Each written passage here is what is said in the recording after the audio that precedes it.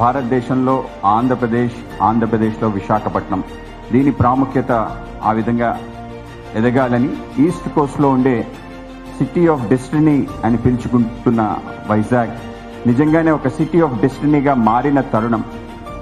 ఈ యొక్క తరుణం కేవలం ఒక పోర్టుతో ప్రారంభమై, చిన్న ఫిషింగ్ హార్బర్తో ప్రారంభమై పోర్ట్ సిటీగా మారి స్టీల్ సిటీగా రూపాంతరం చెంది అనేక పబ్లిక్ సెక్టర్స్ యొక్క నిలయంగా ఉన్న మన వైజాగ్ ఇవాళ ఒక గ్లోబల్ క్యాపిటల్గా మారబోతుంది. అది కూడా రాబో తరానికి ఒక దిక్సూచి ఇవ్వగలిగి, రాబో తరానికి ఒక గొప్ప మార్పుకి, ఒక ట్రాన్స్ఫర్మేషన్కి అవకాశం ఉన్న కృత్రిమ మేధస్సు, ఆర్టిఫిషియల్ ఇంటెలిజెన్స్ సంబంధించిన ఏదైతే గూగుల్ ఏఏ హబ్ విశాఖపట్నానికి రావటం ఏదైతుందో ఇది గొప్ప పరిణామం.